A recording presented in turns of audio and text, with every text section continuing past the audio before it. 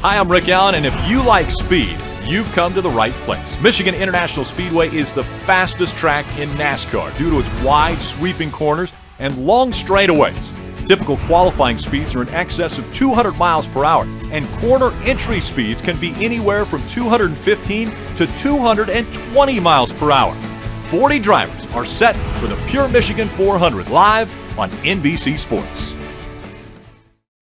Welcome back to NASCAR Heat Evolution Career Mode. Today it is the Pure Michigan 400 from Michigan International Speedway.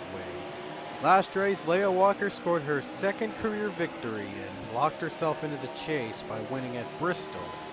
This one, though, is back to Michigan, and last time she did okay, but wasn't really spectacular. But now that she's got new sponsors and improvements to her car, this might be a better day than what it was in our first trip at Michigan. But she did start in the back of the field, though, but she is still working her way up to the front of the first lap. Right now running 38th, probably going to get 37. Oh man, Regan Smith, a little loose there, but Nat Benedetto is trying to hang on over his position over Leah Walker. And Leah, of course, was a two-time winner now in Bristol. Not, well, a two-time winner this season, I should say. Not at Bristol, but now a two-time winner this season. She's a lock into the chase, but she needs to get great finishes so that she can get some sponsors' attention and, more importantly, maybe some new upgrades in time for the chase. But now, oh boy, contact with Nat Benedetto, but she still hangs on with it. And whoa, Chase Elliott and Michael McDowell, very slow there. I'm not sure what happened to them, but they lose a lot of positions, and Leo gains a couple of them. Bobby Labonte now battling side by side. And now Leia's trying to hang on to that position. Bobby Labonte, though, is yeah, he's fighting back really hard. He had two runner-up finishes this season, which was weird. It was like he was racing in his prime.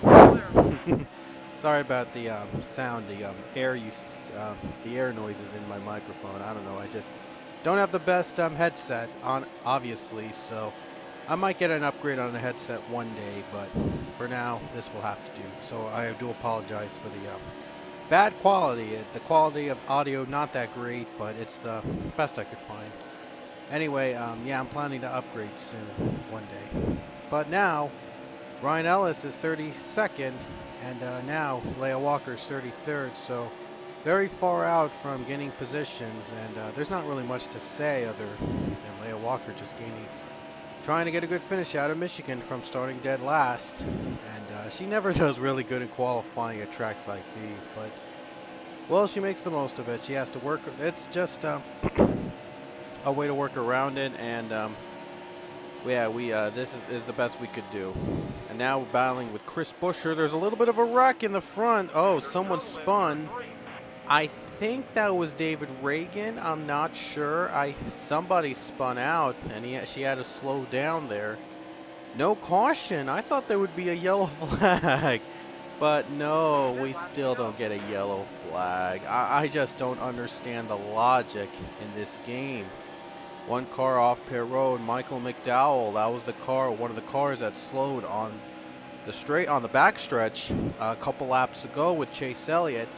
But I'm surprised there was no caution for a spin on David Reagan and or one other driver. I'm not sure who it was. I couldn't tell who it was. But somebody did get into the wall there, and there was no caution. How weird was that? But I just don't understand the caution logic in this game. Like, there's a couple spins that's supposed to be cautions, but they weren't. Last race at Bristol, like, Carl Edwards spun, and they didn't bring out the caution right away. It was only until Edwards took out Keselowski then that the caution was brought out. So I just don't understand what's with the caution logic in this game. So we'll have to try to work. We'll have to try to make adjustments to it and all that jazz. And now Chase Elliott's battling with us, although Elliott not having a good race so far. Chase Elliott got 2 second-place finishes at this track, so I'm not sure why they put him in the 33rd position. I guess that's probably where he realistically runs in NASCAR Heat Evolution. But, man, I thought he would do better. He has a win this season after all, so I thought that Chase Elliott would do better at this track, but, well, looks like it's a bad day. Oh man, 2 more cars up in the wall. We saw 2 cars go up in the wall. I couldn't tell who they were, but now Leia's up to the top 30 and still no caution, which again, how does the logic work? Obviously, like, wow. The logic just doesn't make any sense in this game, but, well, we stay green, and yeah, we're going to have to keep on racing. 28th position, Leia Walker gained on Ryan Ellis, thanks to the push by Michael McDowell, even though McDowell's a lapped car. And it wasn't David Reagan that spun because, obviously, he's running 27th. It was another car. I thought it looked like it was David Reagan's car, but it must have been another car. So, my apologies. I just couldn't tell who that car was. So, I do know there was a car that spun first time around, but I didn't know who it was. Up to 27th. Leia Walker is now up to 27th. Oh, no. Trying to fight back over David Reagan. And safe. Now 27th goes to Leia Walker. Still there. All clear. And 6 laps to go, and we might have to pit within the next couple laps. Our fuel is running out, so, well, pit strategy has been hit or miss for Leia Walker, and we'll see how it goes here at Michigan.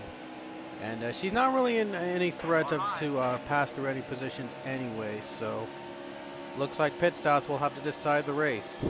Gonna have to let Michael McDowell go. Oh boy. Oh man, I think, yeah, she's going to come down pit road in this lap. I thought she was gonna have contact with Michael McDowell, but no.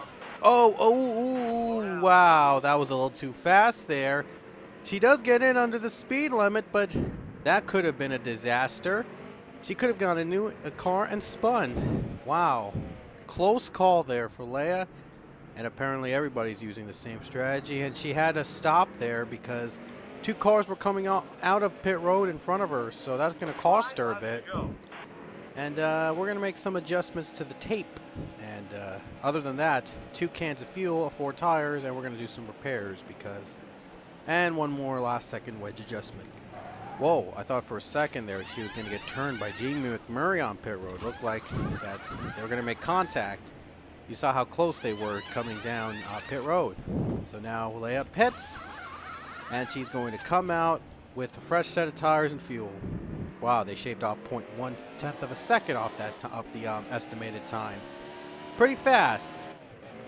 And Casey Kane, it was the one that got caught up in the middle of the mess, and he's 2 laps down. So Kane's day is done, and McDowell is 39th. So now Leia comes off pit road 38th in the lowest position possible. But I think some other drivers did not take a chance to come down pit road, but that they might have to do so in this next lap. Last time we've been in Michigan, Casey Mears was the winner. He got the win in the first race in Michigan, and Bobby Labonte came second in that race. So I wonder who's going to take home the win in Michigan now? Who's going to be the underdog that does well here at this track? We'll just have to wait and find out. But Pete, as you see, Leia Walker gaining positions as drivers coming off pit road. Running 31st right now, which is not a good day, but I think there's some other drivers that will come down pit road, and that hopefully will get Leia some more good positions and maybe make this into an okay day. Now she's getting battled by Trevor Bayne and Denny Hamlin, and she is really getting swarmed here. And now Hamlin's going to go by for the high line, and other drivers coming down pit road, and Leia Walker is going to stand in position in the top 25 so far. She is going to stand in 23rd place, so, well, a better day. But still, though, it's an okay day. A great follow-up to a win at Bristol it would be if she can hang on, and that's where she normally finishes under her car. So getting a top 20 position in the 20s is not too bad, considering that you don't have as much of upgrades as the other drivers do.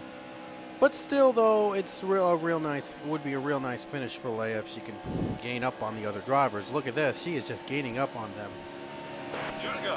Now Now she's going to go for 23rd.